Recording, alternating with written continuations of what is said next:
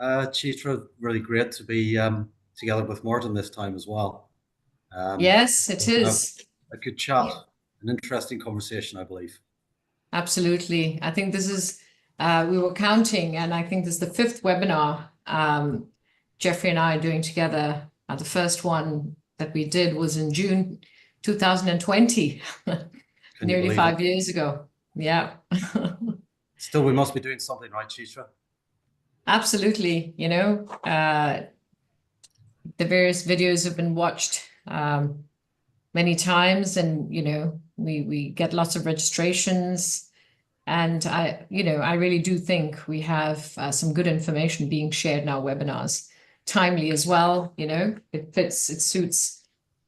Bearing in mind the first one was during COVID, and then we progressed with all the information. We were making everything sort of current, and informing people what was going on. So it's great. So we've had people join the live stream now, and we'll give a couple more minutes for more people to join. And it's been a pretty good response, actually. We've always had a good response to the webinars we've done. I think this one it's nice to get the specific education angle as well from you, Martin. I'm sure that will bring will bring a different dimension as well to what we're talking about. Well, I'm not going to be rude about talking about tax or indeed visa applications, but I hope it'll, yes, bring a lighter side, Geoffrey. Absolutely. Yeah, it might be a little less dry, perhaps. I will try to. I was trying to say that as tactfully as I possibly could, Geoffrey. You navigated it very well. No, I mean, life in a school is fun. I mean, what I love about it is really, education is such a wonderful area to be in. And, Roman and I learned about this firsthand by starting the United Lisbon International School. And it was in that year, Geoffrey, that we first did the webinar together. That's I think we did this webinar in June 2020, and we opened the school in September 2020. Looking back, it's incredible. Obviously today, it's part of the Duke's Education Group, and Martin joined us recently last year, and it's we're in our fifth year. But looking back to our first webinar, it's quite some quite an environment and quite some experience, I must say. But education is wonderful, a beautiful area to be in. So we're at 4:01, and we've got 43 participants here on Zoom. 4:02, we'll just give one more minute, and then I'll start with the intro. I know we're sharing this recording, so we will get people won't be missing anything if they play back the first part of the recording, right? And I think there's a facility to request the recording afterwards. So that'll be put out live, won't it? Or will be put out on the usual channels, Chitra? The usual channels, absolutely. We're streaming live on YouTube right now, and we'll share the link to this recording. And I know from experience with the previous recordings, the webinars, we've had thousands of views actually across the different webinars we've done. So it's good. Right. So time seems to be passing slowly on one hand, but I know once we get started, it goes like this. And we usually like to give lots of opportunity for people to, ask their questions. And, we will try to answer the questions live, but obviously you can always contact the relevant, either Martin, Geoffrey, or myself, or my team, and we'll try to answer it later if we don't get to your question during the webinar. So let's get started, shall we? Because people put some time aside, and I don't want to sort of overrun too much. So here we are at this webinar, and I was looking at our time here in Portugal, and all together, the three of us, we have more than 50 years of experience of living, working, investing, and loving the Portuguese people and the Portuguese lifestyle. So, you know, that's half a century worth of experience that you've got here across different areas, obviously. So I'm Chitra Stern, and I moved from London back in 2001 to the Algarve, actually. That's where we first were. And with my husband, Roman, we have developed different classes of real estate over the last 24 years, hotels, branded residences, commercial real estate, an international school.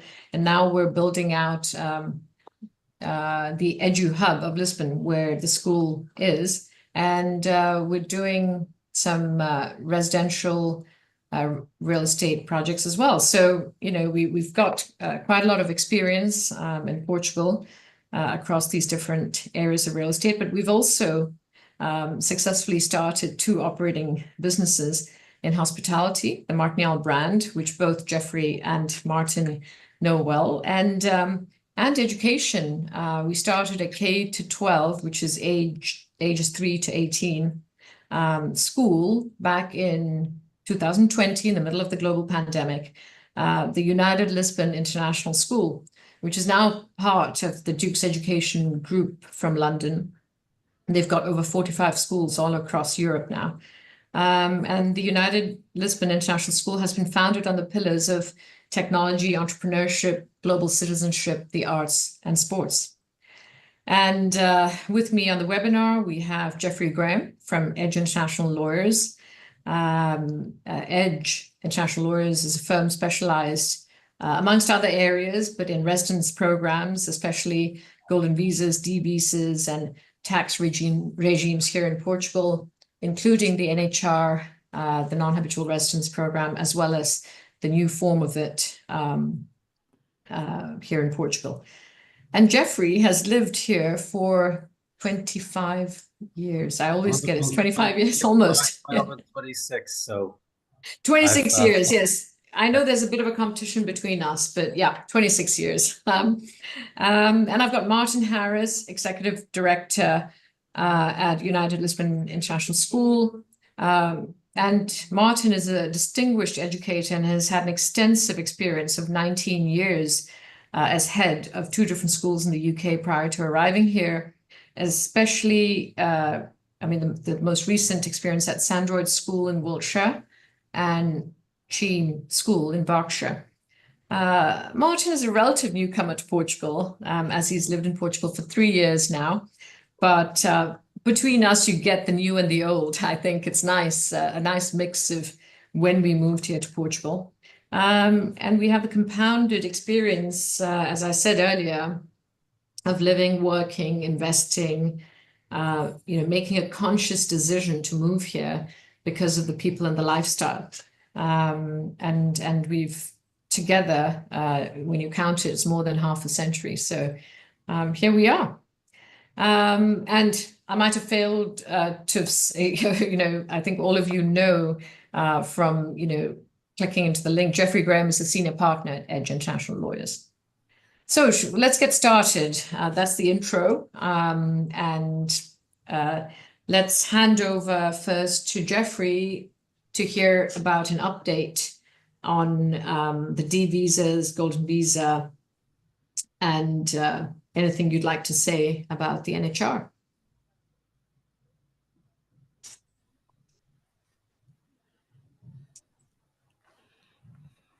Geoffrey? You lost me for a second there, Chitra. Apologies. I apologize. I hope that people didn't lose me for a second, but I was just making the intro to you, saying, can everyone hear me? I hope so. Yes. That you would be making the intro, you take over now and give us an update on, residence programs and the tax regimes, golden visa, as well as the D visas, and a little bit about the NHR, the latest version of the non-habitual residence. Certainly, Chitra, thanks a lot for that introduction. And I think where I'm going to start, because we deal with, I suppose, clients who are coming to us looking for the full legal solution. That could be, which would include the residency solution, a tax solution, a real estate solution from a legal perspective. And I think just to, I suppose, focus on some of the highlights on the residency solutions, which I think people are tuning in for, is just provide a little bit of an update on the Golden Visa itself. Now, the Golden Visa has changed. The real estate option has been removed from the Golden Visa qualifying criteria. However, it is still very much alive and running, and can be accessed through a fund investment, a non-real estate fund of 500,000 euros, or a donation. These are probably the two areas where we're seeing the greatest popularity, is the fund, and then the donation, which would be 250,000, or 200,000 in a low density area. The donation has to be from a pre-approved scheme, which has been approved effectively and is up and running, or an application can be made for a new scheme which is not approved. We would thoroughly recommend the use of the pre-approved schemes themselves. And then there is also a research component which is less used, whereby research activities and investment is made of 500,000.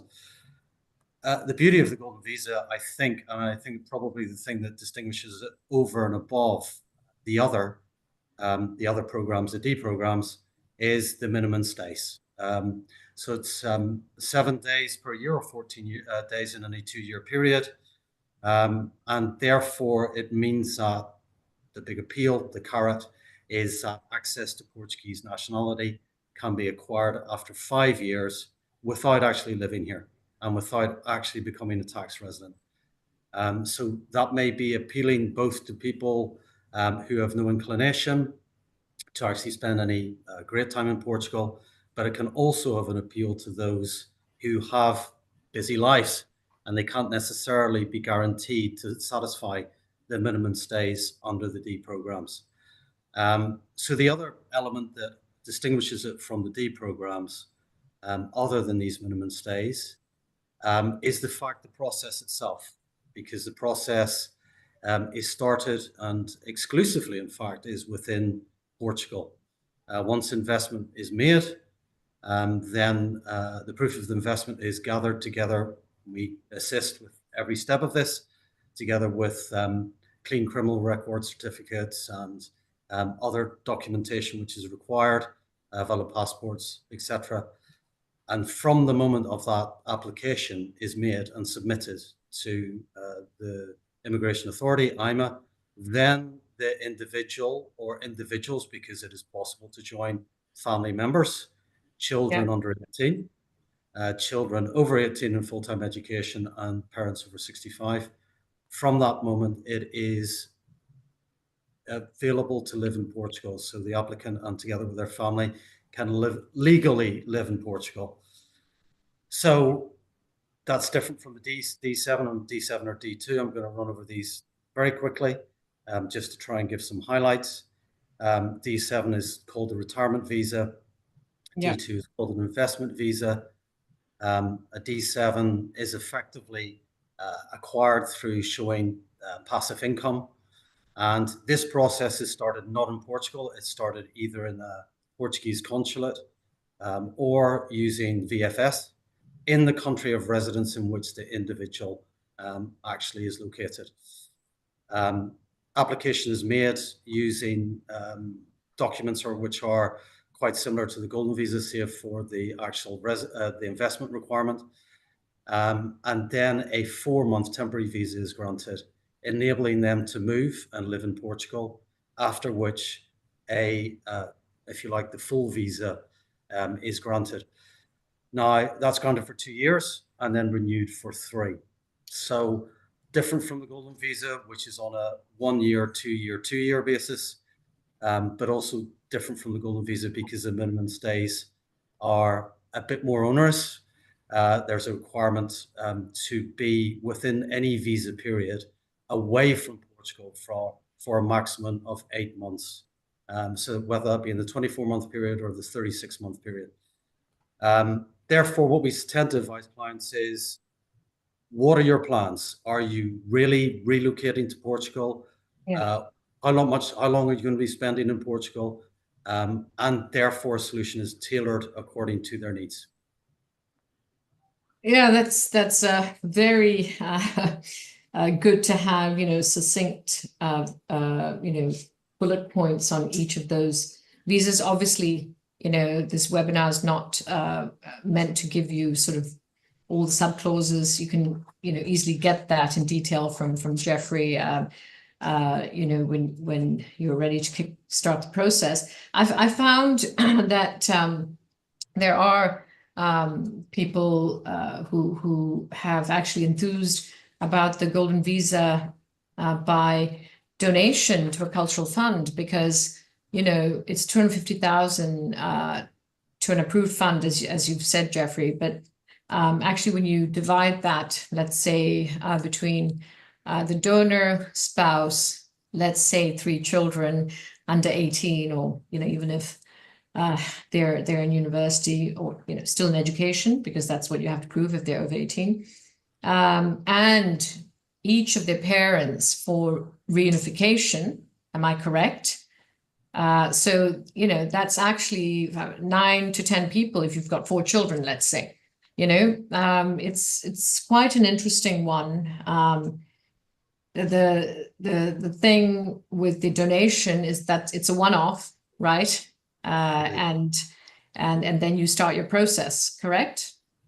That's correct. I mean, the parent element is that the parents are over 65. The one-off investment, yes, that's correct. It's unlike a donation, a fund investment whereby it has to be maintained for 5 years, and then can be exited after 5 years. So there is, and look, some of our clients are just philanthropic by nature. Yes. They make donations to appropriate funds, and therefore it is of great interest to them. And when you look at it, Chitra, that way, per year, per applicant, actually it's potentially a pretty cost-effective solution. But I mean, obviously there's a philanthropic side to them, otherwise they wouldn't consider this donation. And I think what's nice about it is it's, clearly being, put into the culture, a cultural foundation for the country, to improve the arts, or, whatever the foundation's raison d'etre is, correct? That's right. I mean, the Saravish Foundation, for example, has benefited from this, which is in the north in Porto, which has a very impressive cultural and art collection. So certainly, I think we get inquiries about what's available in terms of that donation element. Yeah. Okay, so let's now move on to Martin. Martin, I know you have a busy schedule at the school as well. We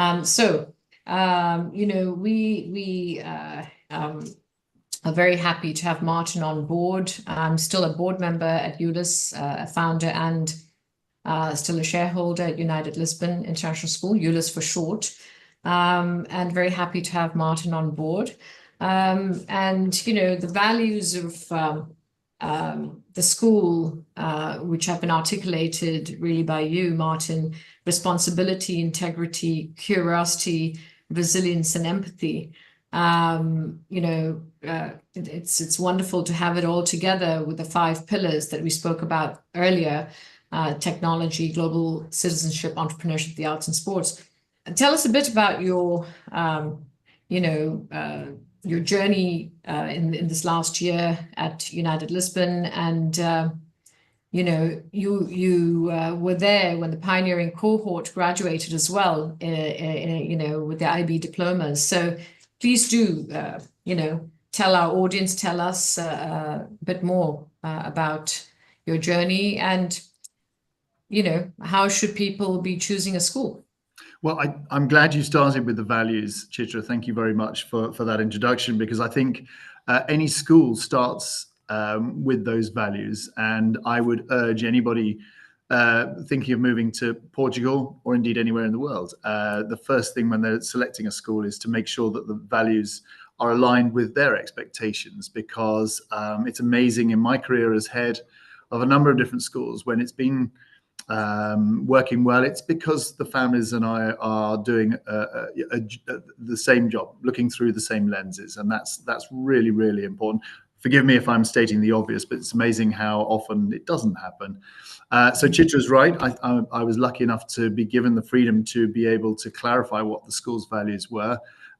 They were pretty much the values I felt when I walked through the front door on the first day, and a couple of 11-year-olds who were curious who this strange chap was who appeared in the front door, came up to ask me. So curiosity had to be amongst those, Chitra. But I actually was taken aback by how kind everybody was, and welcoming. So empathy, being able to put yourself in someone else's shoes is key to me. I always say to the children, integrity is also something that I delight in writing. When I write a headmaster's report, I think it is the most satisfying thing is to say that someone has great integrity. So that to me is always is dear to my heart. But no, the values I think are something that should be clear, and they form a part of everything that we do at the school, from the curriculum through to the extracurricular activities, through to walking down a corridor and sitting at lunchtime. So they should be a part of our life. So yeah, I think the values. Make sure if you're coming to Portugal that you're clear what the values of any school are.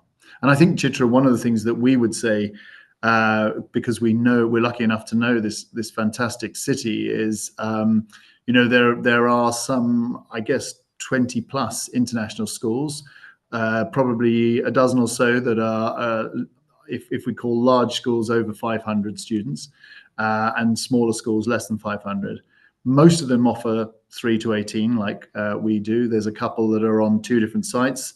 Lisbon is quite challenged in space, and so we are very lucky to have a wonderful outdoor space here at United. A number of the schools are located on the edge of Lisbon because they can find a bit more space there. So to me, being able to have some outdoor space so the children can run around, doesn't matter whether you're 5 or 15 or indeed 55, it's quite nice to be able to put on the trainers and run around and get a breath of fresh air. So I think that's important part of the learning process. I think one of the things, Chitra, I would highlight, I don't know how long you want me to keep talking. I could talk all afternoon about education. But one of the things is this is the most wonderful city to bring up children. And it would be really remiss of any school not to make the most of the opportunities that are city rich in culture, and geography, and wonderful history. We should be using that, and we have inbuilt the city as a sort of almost an extra classroom as part of our. This is the exciting thing about being in Lisbon, and when we designed the school. Pardon me for interrupting. Just while you've said it, it's good to sort of comment on it. The outdoor spaces, the sports grounds, and the little children's play areas were such an important part of what we wanted to deliver.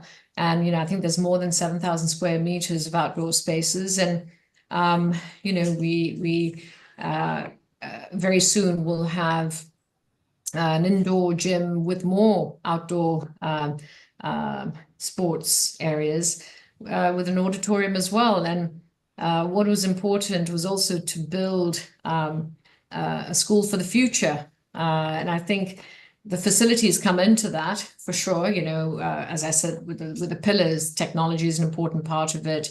So therefore, the makerspace was crucial. The science laboratories, the art spaces, but also sort of integrating Bordalo II's presence as a small example. We sponsored and hosted his Evolution exhibition. Bordalo, for those of you who don't know, is an artist who focuses on sustainability.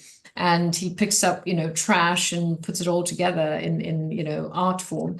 And when we sponsored and hosted his exhibition, 100,000 people attended it. This was right next in one of the old buildings, which have been demolished now, in the Edu Hub. And 100,000 people got to see this exhibition for free. But our children in the school really visited this exhibition several times, and they still have this huge chipmunk as a reminder. And it's interesting how many classes are still inspired by Bordalo Segundo, Bordalo II. And I think we've worked very hard on that. And it's good to hear you sort of talking about that, as someone who's come into the project and understanding the sort of campus, if you like. Well, one of I can give a very brief example of that, Chitra, is that one of Bordalo's strengths is he uses recycled materials to create these amazing sculptures, and we, the children are doing that themselves. They see the purpose of reusing materials and trying to reuse plastic in particular. And so I've seen the most extraordinary creations. Some of them need a bit of imagination to really understand what they're trying to do. But it's great that Bordalo... That is what art, our brains are closed now. Children's brains are still open. Yeah, no, definitely. And it's our job to continue to keep them open and not to narrow them down to. But just going back, I think, Chitra, one of the things for families thinking of moving to Lisbon is to have, when selecting a school, maybe have some criteria in some sort of order that are important to them before you arrive here. So for example, I know some parents being close to a school is important. Some parents, it's important as to what curriculum. Schools are always pigeonholed, and actually just try and keep as open-minded as possible. Don't just call a school a British school or an American school or an IB school. Have a look at the other bits around it, the outdoor space, the level of academics, the links to universities for older children. What does international mean? Is it international in terms of families, or is it just the curriculum that's international? And the balance of languages in particular. For me, being an international school, this is this wonderful opportunity to give our children the chance to learn more languages. It's the greatest gift I think that we can give our children, is to be able to communicate in different languages. And I am so jealous of the children here who can just switch between different languages at the drop of a hat. So I hope that's helpful. But if you can establish what is dear to you before arriving here, it helps in your selection of schools. So that's a good segue into the questions and answers. I think you've answered part of the questions here for you, but I'll get back to you, Martin. Let's get back to Geoffrey. There's some questions. So with the existing GV requirements, you still believe it is competitive as a residency by investment program?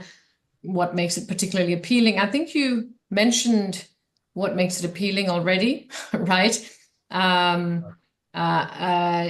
think one of the, let me say what I think, and for sure, a GV doesn't sit on its own somewhere, it sits in a place. And, for people who are considering a move here, especially, or to the place where they're getting a golden visa, there's much more, to consider than just sort of a piece of paper that, if you know what I mean. And I've done a whole TEDx talk on, why Portugal is trending, which I did back in 2019, I think. And many of the things I say there still hold true, not to spoil any surprises, but the bottom line there, after all the incentives and, special convenience elements of Portugal where, stores are open till 11 p.m. or midnight in shopping centers, or, after all these things are considered, the connectivity, it's the people. And I still find Portugal a wonderful place where people are so welcoming of foreign nationalities. So I would say this is one of, its competitive elements. So what do you think, Geoffrey, the GV requirements? Do you think it's still competitive? I think it is a competitive jurisdiction. Look, I mean, we all know that the pandemic made everyone look through a microscope or maybe even a different instrument, their own lifestyles, and whether they were maximizing their lifestyles. Portugal really has, trended very well on that lifestyle map. And therefore, it all is about how easy you can make that Portugal project happen. How easy it is from a residency perspective, how easy it is from a tax perspective, how easy it is from an education perspective if you have children who are still in education. And that's really where the clients come to us, because they already have located or they've realized that Portugal is an appealing place to live. And that may be because they've had a holiday here, or they've friends who've told them about it, or people's networks are incredible. Today, and a lot of our clients are actually through the their referral networks. So the residency, I feel, is in terms of the menu that you have, coming to the residency element of that thinking process. I think it is competitive. I think, yes, the Golden Visa has changed because it has narrowed. However, it is still very accessible. I think if the Golden Visa is not a good fit for you because of the investment element is not something that appeals, whether that be 500,000, 250,000 or 200,000, then at that point you pivot, or the individual would pivot to one of the D visas, whether it be the D7 and D2 being the most obvious to clients of ours, retirement visa or an investment visa, bearing in mind those minimum stays. And that is appropriate for clients who are moving here. They're bringing their children here, they're bringing their families here. And I think the D visas, you were saying, if you are from outside the Schengen, if you buy a property and you want to live here, you also apply for a D visa, don't you? Is that how it goes? You have to, yes. Yeah. It's in fact one of the D visa components is that you have a place to live, whether that be a property that you've bought or a property that a lot of clients initially rent and then with the idea to buy, even just to find out the lie of the land, or indeed just to fill that stopgap for the D application. So I think the message overall is to say, Portugal is open for receiving individuals who wish to relocate with their families. And there's more than one solution which is available to you and your particular family. The question is getting the right advice and making sure that effectively you choose the right solution. And you plan ahead. There's also this question of taxation. So, I mean, I know one of the huge positive things that, our clients have spoken about is the fact that there is no inheritance tax here. And there's no wealth tax, right? And, tell us a bit about, taxation of other passive or active income, whatever. I know there are still ways to sort of optimize taxation. I mean, we do pay taxes here. We are in Europe, and I know for the Americans, it sounds high, but, we also get, healthcare and free education and things like that, which is unheard of in the US. Even the community colleges can be a little bit expensive. But when I tell people that public universities here, cost 1,000 to 2,000 euros a year, people are quite surprised. So, about other taxation, if you'd like to touch on that, and then we'll move to, there's some education questions here, which I'll pass on to Martin. Yeah, I think the tax is still an appealing offer, Chitra. Whilst one program has come to an end, the NHR, there's a new program, the NHR 2.0, as some are calling it, which is really geared towards entrepreneurs. So that kind of dovetails really quite nicely, for example, with the D2 visa, together with actually normal taxation rates in Portugal, which are investment income is 28%, which, yes, we are European countries, you say, Chitra, we have to pay tax, or a lot of us have to pay tax. But the fact that capital in general is not taxed, there's no wealth tax, as you said, there's no inheritance tax for spouse, ascendants, and descendants. And also the fact that you can plan from a tax perspective in order to, for example, with investment in certain types of investment bonds, there's after 8 years, there's a possibility of having a reduced rate of tax of 11.2%. So I think there is optionality in terms of taxation solutions for those who move here and register here. What I should say also about the way that the responsibility for tax, if you like, works is that tax residency is the rules are 183 days, or having an habitual residency in Portugal or a centre of life in Portugal. And that effectively, in order to register or to become a tax resident, it is necessary to actually make a registration rather than the pure passage of time as in other jurisdictions. So one final element there on reporting, which I think is quite important, which is to say that it's not a requirement to report the number of days that actually you've spent in Portugal. So tax residency element, it is, and I suppose with this, it means that there is an element of control in terms of when you become a tax resident. So if you're making all of those plans in order to, in terms of structuring your income in a way which is tax efficient, if you are making those plans in terms of putting your children into an appropriate school, there's an element of being able to plan when you become a tax resident. Yeah, so you have to contact the professionals before you make a move. I think is definitely it's definitely recommended. So someone's asked, do you have liaisons available to assist in the moving process, or handouts on what the process is and what's required? I mean, there's a ton of information on the internet, but that we will help as much as we can. I mean, that is the idea. Our team for the real estate side usually,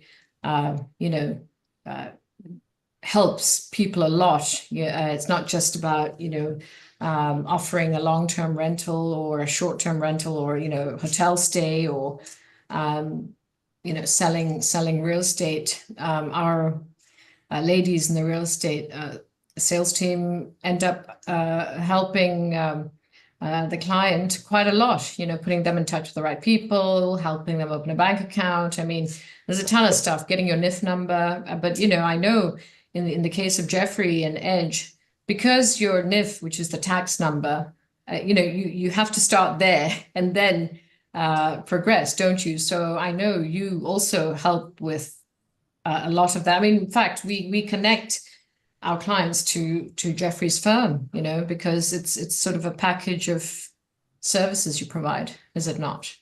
It is. I mean, from the moment of the registration for the non-resident tax number to the change of that tax number, the number stays the same, to a resident tax number, to even registration at the portal for the tax authorities, and registration with the local health service. Even something as what would appear to be mundane as driving licenses. Very important to be able to drive in this country. So that's also something which is we can provide some assistance with. So, unless you live in Park des Nações, where I do, where you can walk everywhere, true. Even to school. Yeah. So right. Right. So okay, here we have about advice for parents of children who don't yet speak Portuguese. Will they be able to learn it in an international school environment? Martin, would you like to comment on that? And I'll just give you another question, perhaps, because, with the integration of, we have 55 nationalities in United Lisbon. How do we support children transitioning into a new education system and adapting to life in Portugal? Yeah, Chitra, can I go back to the first question, because I don't want to miss it, which I think is a key question. Someone's asked if you're coming from the UK, US, or other international locations, which curricula should they consider in Portugal? And I think there are two different groups of parents. There are those that are coming here on the short term. When I say short term, I mean 2, 3, 4, but a fixed term. And then there are those that are coming to put down roots and stay indefinitely. So for the short term, I think it depends on where you're going back to. So the IB, International Baccalaureate, is pretty universal and will be accepted more or less anywhere in the world, and it's easy for your children to go in and then transfer out of that system. The British and American are obviously a little bit more pointed. So I think depending on your length of stay, your intended length of stay, that answers that question. If you're here for the long term and your children are young, go for the school, not the curricula. I would definitely recommend the school. But I'd just like to comment on that. You mentioned the IB, and it comes back to the first cohort that graduated. I mean, these kids, which were 40-something kids, got accepted at universities in the US, Canada, the UK, France, Switzerland, Ireland, New Zealand, Portugal, Spain, Netherlands. I think I've covered all the different countries, and it shows you the versatility of the IBDP, does it not? We chose to have the International Baccalaureate apart from the flexibility afterwards. It goes back into, what values, the IBDP is based on. And Chitra, if I was starting a school from fresh today, I'd do the IB again. It's not perfect, but it is a brilliant way of setting our pupils up for life, not just at university, but beyond. And universities now really like the IB. It's becoming, well, it's understood worldwide, but it's becoming really liked and loved by universities because they get students who are open-minded, and that's the key to the IBD. Collaborative with critical thinking, open-minded, all the skills necessary for the and globally, a global perspective, Chitra. It's very global. So just to go back to your question about supporting all these different nationalities, I think that is really key in a school. So we've got 55 different nationalities, and of course that provides a linguistic challenge. The younger children tend to pick up English much quicker. We also have, we teach Portuguese to all the students up to the age of 16, and then it's an option if they wish to carry on for the IBDP. I think it's really important if you're moving to a new country for the children to learn the language and the culture of that country. We could do more of that, and that's something I'm looking at for the future. We also have a newly formed parents group who are helping families as they arrive. And I think while children pretty quickly bed in, we give them buddies when they're at the school, so they quickly make friends. It's sometimes harder for the parents who are coming in because their children disappear off, and the parents might be moving amongst a much smaller group of friends. And so our newly formed parent group is starting to organize coffee mornings and evenings where they're welcoming new families, just to introduce new faces. So I think that's something for people moving from other countries into Lisbon, just to remember, it's not always easy or straightforward, particularly when we're speaking a different language. Chitra, sorry, there was another question about languages, and I don't think I've answered it. Transitioning into, I think you've answered, across. Yeah, we what I do know is that you've certainly, in United Lisbon, we welcome, new students with open arms. We have, 55 nationalities. It's not an exaggeration, but we also have 20% of the school's population is of Portuguese descent. Of course, these parents might have lived elsewhere before coming back to Portugal, but it's 20% Portuguese, so we're still rooted very much in Portugal. And touching on the sort of what the art and history and culture that we've got in our city, it all ties in. Portugal is an open culture. You've got Lisbon, which is a fantastic city where you can, learn about the history of Europe, as well as Portugal, obviously, but, we are in Europe. The culture, yes. Chitra, can I sorry, something's just popped into my head that also is helpful for new families coming in. For non-English speaking families, one of the things, we find that the children, particularly the younger children, pick up English really quickly, and we give them extra support until English, they need yes. it. For parents, it's not so easy. So we have a fantastic English as a foreign language department, and they're starting courses just after Easter for parents to speak English as well, so that can be reinforced at home. And we also run a very popular Portuguese, learning Portuguese classes. So our Portuguese department, every Friday morning, have about 50 parents who come in, and that's a good way of meeting other people as well. But they do Portuguese lessons, and they really enjoy that. But you make it sound as though it's all work. I mean, there's also wine and dine clubs at United Lisbon, and where parents get to go to restaurants and. There's a lot of laughter. There's a lot of laughter in the Portuguese lessons, and in fact, at our carol service just before Christmas, Chitra, the Portuguese parents, the parents who are learning Portuguese, sang a carol and stood up and sang a carol in Portuguese. So they're part of the community as well. Yeah, I think language has to be learned through these different things. Song is a great way, but reading the newspapers, watching the news. So I think there's different tips you can also get from people like myself who've learned Portuguese starting 24 years ago. So it takes effort, no doubt. So I'm just going to touch on some of these questions here from me very quickly, wrapping them together. So with rising demand in Lisbon and Algarve, where do you see the best long-term real estate investment opportunities for expat families? Well, listen, it's still all over Portugal. People think the whole of Lisbon is just the Chiado, Bairro Alto area. It's not. Several areas where there are, projects. Our area of Parque das Nações, Marvila, but also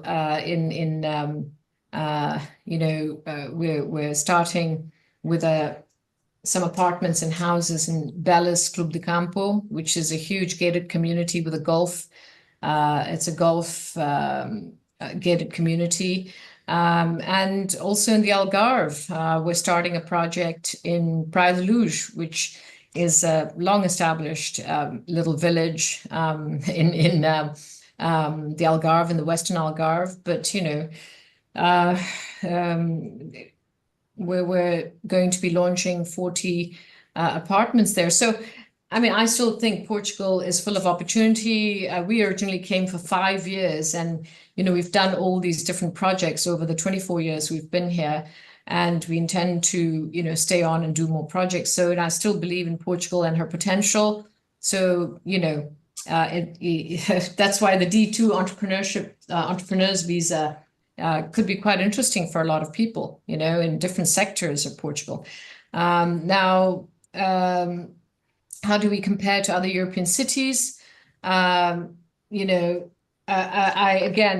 always say Lisbon is amazing. It's a European capital, and it fits the Goldilocks principle, as I call it. For those of you who've read Goldilocks and the Three Bears, it's a bedtime story for a lot of English-speaking families, and it's just right. It's not too big. It's not too small. In terms of size of city and to get around. And, property prices could be high in some areas, of course. In the Cascais area, it is, quite high. But I would say you need to, of course, put your work into it and look for, first of all, it's like what Martin says, what are you looking for, in a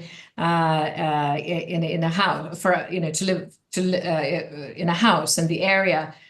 We love Parque das Nações, this area, Lisbon Orient, because it's an amazing 15-minute city, which has been designed from scratch. So, it has all the modern conveniences, and everything is within a 15-minute walk. My dentist is a 5-minute walk away. The hospital, for children or your parents, a 10-minute walk away. There's a shopping center, cinema, shops. So tons of restaurants to choose from. Lifestyle benefits. A return on investment, you got to look at this into the long term. we invest in our own projects and we look at long-term projects.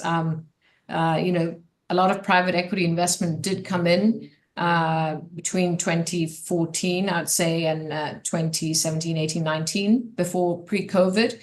And, they have a life cycle of 10 years, and you've got to look at the IRR. But for people investing into the long term, I think there's a lot of investment opportunity for family offices and entrepreneurs who want to come here and, invest in businesses. What else should they? Sorry, yeah, go on. but I think one of the mistakes that perhaps people can make when they're looking at Portugal is to think that the boat has already sailed. Yes, it's not the case. It hasn't. No. There's still opportunity here, number one, and I think number two is you and I know, having been early adopters, shall we say? Yeah. Yes. That Portugal has actually evolved considerably as a European. Well, Lisbon is a European capital. Portugal is a country, and it's not just Lisbon. I see a question there about Porto as well. Yes. You've spoken beyond Lisbon as well. You've spoken about the Algarve, and I think that Porto itself is a very vibrant city, completely different look, feel, I have to say, to Lisbon. But we have a lot of people in the community, some of the communities I belong to, are really looking at Porto as a place to live, invest, do business. Absolutely. Duke's Education has a school in Porto, that they've entered into a partnership with. Porto is beautiful. I love Porto. It is a smaller city than Lisbon, and the weather is quite different, which is why you have all those amazing vineyards on the Douro Valley. So you've got to choose what you want, and it's only a short, for Americans, I mean, this is no distance, it's 3 hours by car between Porto and Lisbon. It is a beautiful city because, you've got Porto city on one side of the Douro and on the other side, Vila Nova de Gaia. And they say it's significantly cheaper than Lisbon. Perhaps you've got to look at what you're getting, what is the lifestyle? I mean, I love Lisbon as the capital city, but, many others, especially the Portuense, would love to live in Porto. So, that's something to consider. Okay, Chitra, there's one. Sorry. I think I've seen this with a number of families. It's almost a myth that Lisbon is ridiculously expensive now. It's nothing like the Northern European cities in particular. And obviously it depends what you're talking about, whether it's a pint of beer or a chicken or a hamburger, whatever it might be. It does vary, and it has increased, but it came from a very low base when I moved here 3.5 years ago. You tend to find, and particularly in education, I'm sure it's the same in most areas, that wages are lower in Porto. So even if it is slightly cheaper, and I have to say, having been a tourist in Porto myself, I don't notice a massive difference in prices. But I know wages are much lower in Porto, or are lower than Lisbon. Porto is it's a completely different city, and it has, all the sort of old, textile manufacturers, shoemakers. Those families are based in Porto because the factories were based in the north, close to the Spanish border, I suppose, for historical reasons, and the river for transportation. And now somebody's going to correct me with a list of things, whatever the reasons were behind in those years. The port families are based there. The original Douro wines, vineyards, but, we've got vineyards all over the country now, and producing amazing wine. Wine is definitely one of the great things about Portugal, especially how that's evolved in the last 24 years.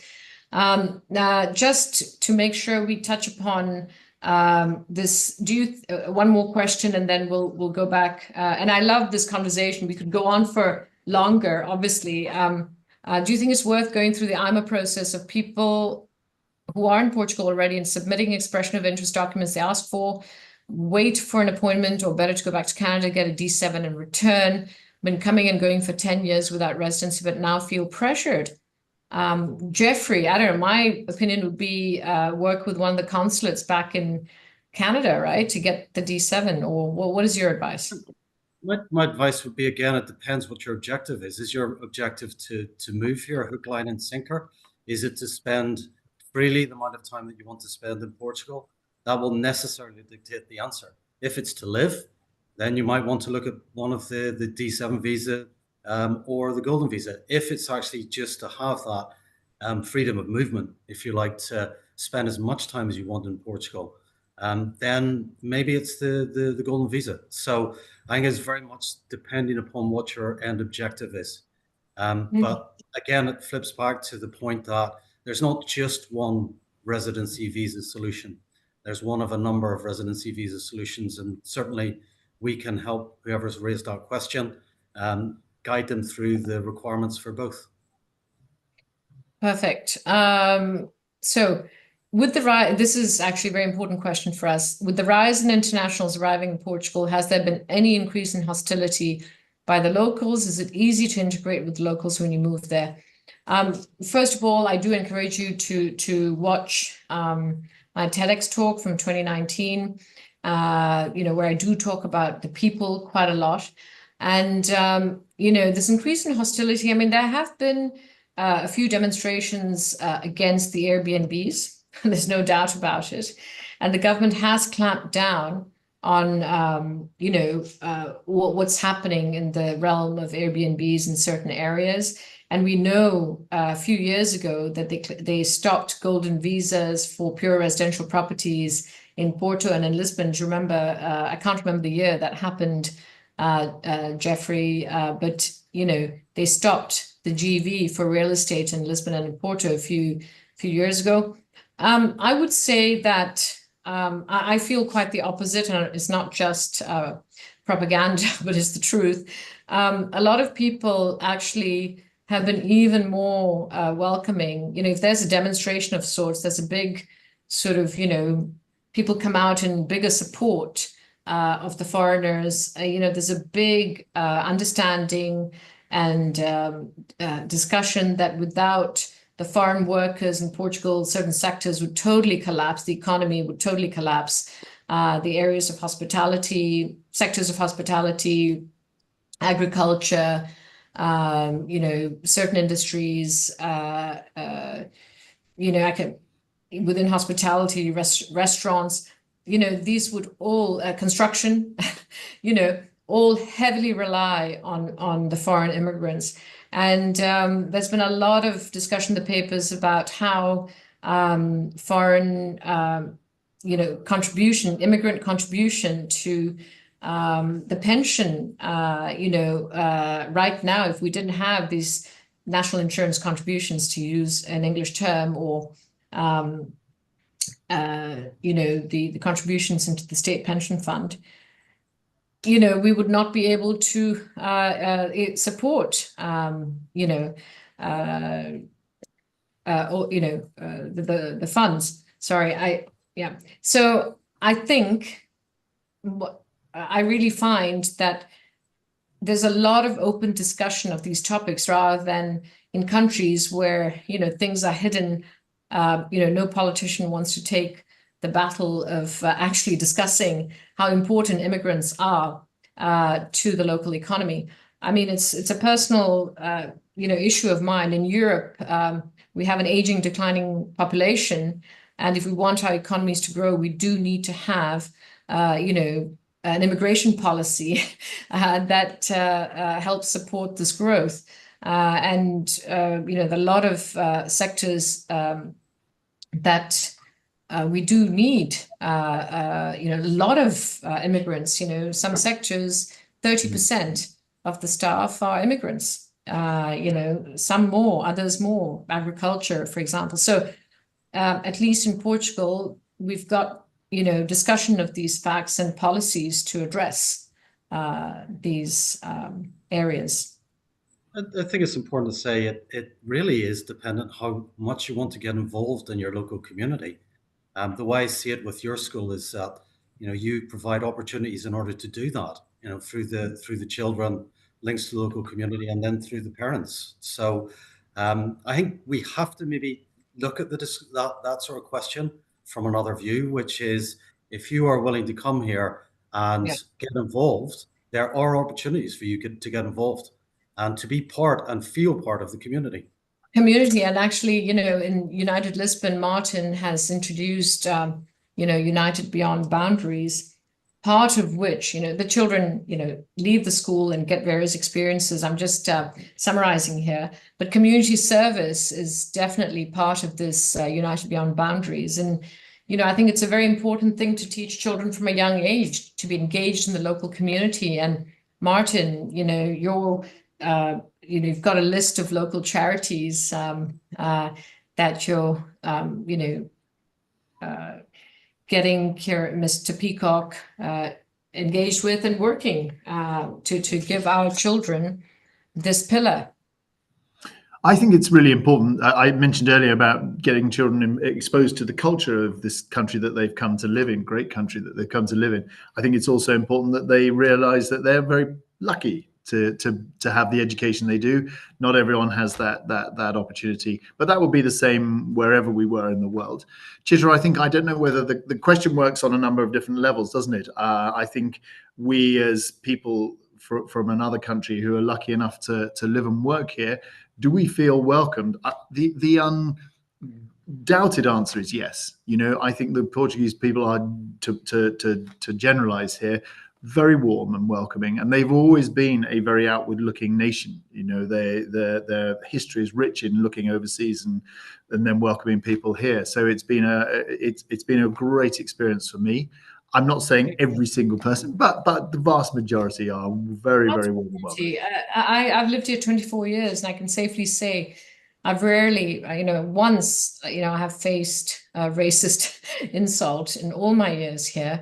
And in fact, I mean, show me a country where they appreciate foreign investors in the way, you know, I've been involved in think tanks. They've invited me to be part of, you know, foreign direct investment task forces, government, you know, doing my pro bono work for the government, which I was honored to be asked for, you know, to join such missions. And you know, they've awarded me with a Medal of Merit, you know, for our contributions to the sector of tourism.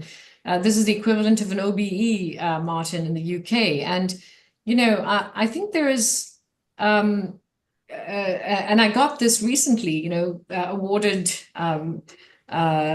sort of across two parties, really, because Turismo de Portugal, you know, yeah, it sort of has Socialist Party members, and you know the current government is led by the right Liberal Party or Conservative Party, and I think there is a lot of work going on to recognize the contributions of immigrants in this country. And it's exactly what Geoffrey says, though, and you say depends on how much you want to be involved, and you know what do you want your legacy to be in this country, you know? And I think this is, you know, it starts with that. And, you know, we have around 600 employees now in our companies, and mostly Portuguese. And I must say, I'm very proud to say that the Martinhal family, you know, has many of those values that you talked about, Martin, for our school. So, you know, we are a resilient bunch, and we value responsibility and integrity, and this is very important. So we have gone 2 minutes over our 1 hour. Is there anything else? I know someone has asked for more information about the NHR 2.0. You did touch upon it, Geoffrey, at the beginning. Would you like to say a few sentences, and then I think it's better they contact you, because you know, it has more intricacies perhaps than one might think. So over to you about the NHR 2.0. Yes, and more, thanks, Chitra, more than the NHR 1.0. Well, there is a requirement to go through one of the startup programs. This is the most accessible for a lot of our clients. One of the startup programs in Portugal, and therefore it is very much geared towards individuals who are entrepreneurial by nature. It is in its early stages, although it has been regulated now from the beginning of the year, which is important.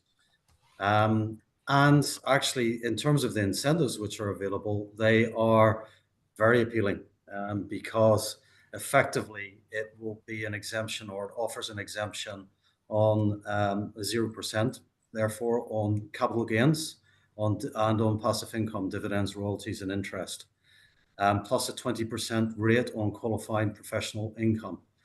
Therefore, we have a number of clients who are looking at this, simply because the way that their wealth is structured, or the way that their wealth is structured, and indeed their income streams are structured, it can be a really a very soft landing, for example, from another jurisdiction which is moving to be a more high tax jurisdiction, or indeed it's a soft landing from somewhere which is a zero or low tax jurisdiction. But certainly it does have its intricacies, as you say, Chitra. So they have to go through one of the startup programs that are there, and basically form a company. Yes. And company. Then, effectively within which has, well, there are two ways of doing it. One is through research and innovation, which is effectively demonstrating that it has a research and innovative activity. And that there's a possibility of getting granted an approval based on an exceptional basis. So it is something which you need to really invest time and certainly a bit of capital into, because effectively it does require starting a company in Portugal, and a company which is going to engage and continue to trade. So something which is worth. Any whoever should raise any specific questions, I can give further information. Because there was a golden visa for a company that, you know, if you started a company as well. That's correct. It's a D2 visa. That is the D2. Sorry. Yeah. That's correct. No, so, not the golden visa. I apologize. Because emphasize that this program, NHR 2.0, is a tax program, and therefore it would need to be combined with for third country nationals, because obviously as EU citizens, people can utilize freedom of movement, or indeed being married to an EU citizen, the possibility of actually getting a unification of the family visa. So for third country nationals, this tax program would have to be utilized with a residency visa program. Okay, we usually go a bit over time. And Martin, if there's anything you'd like to say more about choosing a school, whether people should go to the public system or a collegio or an international school like us. I think what you'd said earlier was, you know, find out what you want for your child, you know, do the research, because they're very different options. Yeah, no, Chitra, I just echo actually what Geoffrey was talking about. It's worth just investing a little bit of time. You can pay there are a number of educational consultants, but I think actually gut feel for parents is so important. And, you know, I'm sorry, you know, that's probably one decision that only parents can make. And I'm delighted to, you know, to help if ever I can offer some you know, impartial advice. I would say it's so important to visit the school with your children. I mean, you know, I have 4 children. We have 4 children. That's something we didn't say at the start. We have 4 Portuguese kids, and you know, walking into a school, or, you know, if you're still far away, we've done tons of Teams interviews or Zoom interviews, you know, family meetings with, you know, teachers from the school. And it's so important to get to understand what the culture of a school is. And I think if you can visit the school, if not, at least have, you know, organize a Zoom meeting with key people in the school. Yeah, and that's a really important point, actually, Chitra. I spend, you know, quite a lot of time meeting people from overseas on Zoom. Even 10, 15 minutes, you just get a very, very sort of, you know, brief picture of the school, and you as parents get a feel for whether people are happy to do that or not. So, yeah. And we've got an online open day coming up, do we not? We have chosen, whether it's a good choice or not, we've chosen April the 1st to It's do a an great online. day. It's the So it happens to be the first day of April. So yeah, no, it's lovely. Spring will be in the air. So we are 1st of April, 4 p.m. Portugal, UK time, which I hope will suit people both in Europe and in the States as well. If and or and anywhere South in the and world. South Asia as well, Yeah, because yeah. they right. So wrapping up now. Thank you, Geoffrey and Martin, for being part of this webinar. I think a lot of very useful information has been shared, and I just encourage people to please stay in touch and reach out, and let's try to help you make this move to Portugal. Hope to see you soon. Thanks a lot, Chitra. Thank you. Thanks, Chitra. Thank you. Thank you. We'll just go offline now. So bye, everybody.